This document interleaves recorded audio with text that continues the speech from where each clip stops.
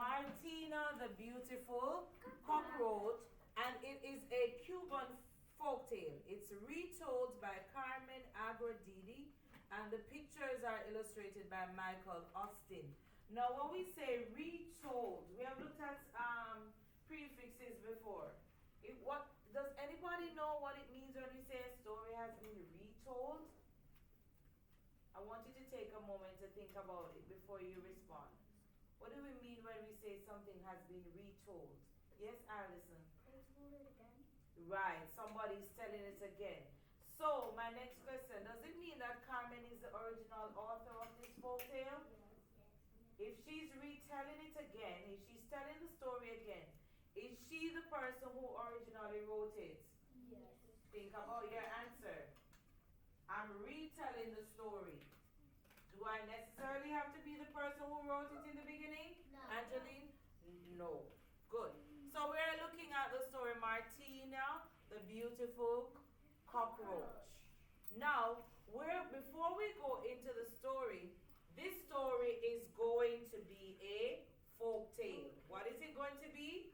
A folk tale. So my first question for you is, what are the components of a folk tale? What does it need to have in order for it to be a folk tale? So for example, what does a school have to have for it to be a school? Yes. It has to have chairs for you to sit on. Teachers, very good. Yes. Classrooms, very good. Now, what makes it a school? Those are some of the things that makes it a school. So I want you to think about the question now. What are the components of a folk tale? What makes a folk tale a folk tale? What are the parts of it? What should it have? So I'm going to give you 30 seconds. That's your think time, because we're using the strategy think, pair, share. So I'm giving you 30 seconds to think about what are the components of a folk tale. Now when your 30 seconds are up, you're going to pair with someone and you're going to share with them your thoughts. What do you think a folk tale is? What makes a story a folk tale? Alright? Are we ready to think? Yes. Alright, so you have 30 seconds. Think about it. We have talked about folk tales already. We have talked about what a folk tale is made up of. So think about it.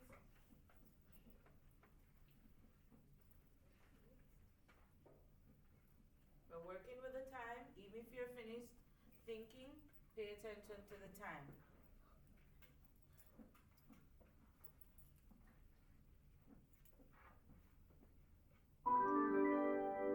Alright, awesome. I want you to stand up now. Hand up. And now you're going to pair up. Pair up with someone. When you have found your pair, find a little spot for you and your pair.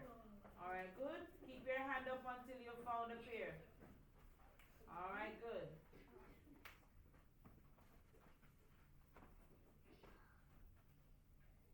We have an odd number, so Jeremiah is going to join Andelin's pair. Good job. Now, I'm going to give you 1 minute to share with your pair. What do you think are the components of a folk tale? So you have a minute to share with your person.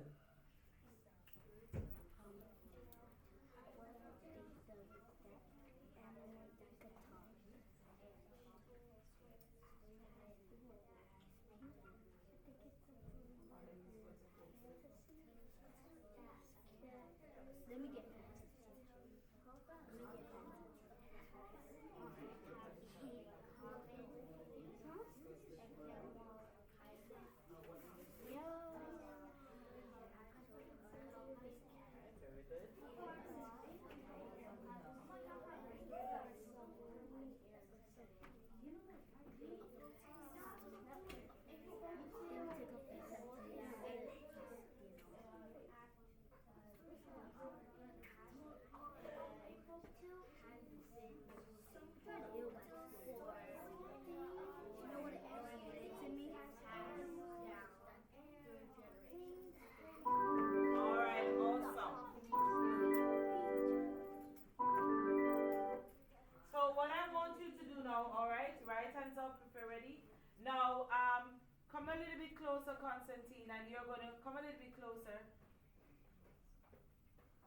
want you to share with me what did you and your partner talk about, what makes a story a folk tale. So let's go. And each pair will get an opportunity to share.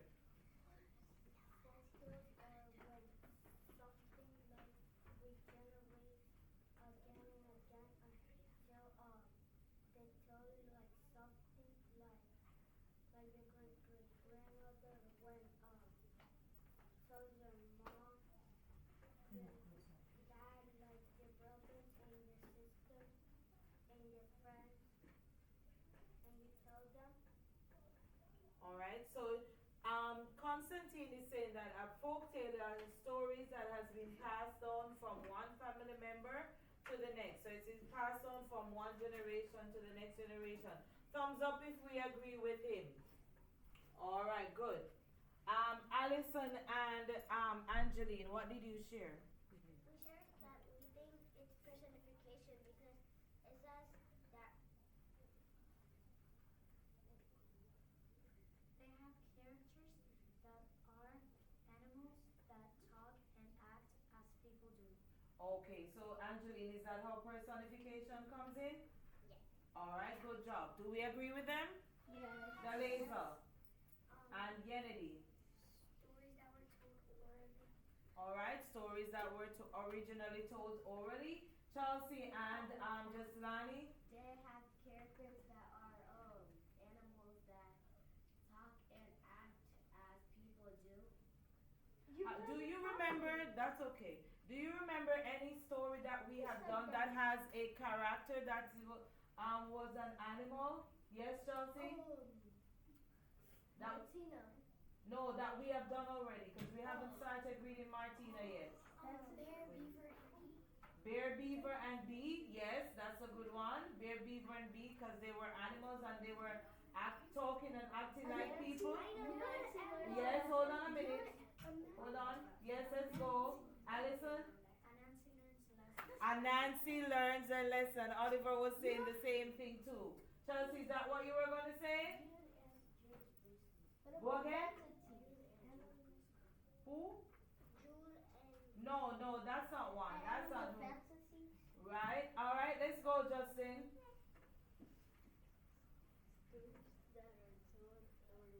Stories that are told orally. That's what you shared. Yes? Jeremiah, Jaden, and Andeline. Stories that have been told from many generations.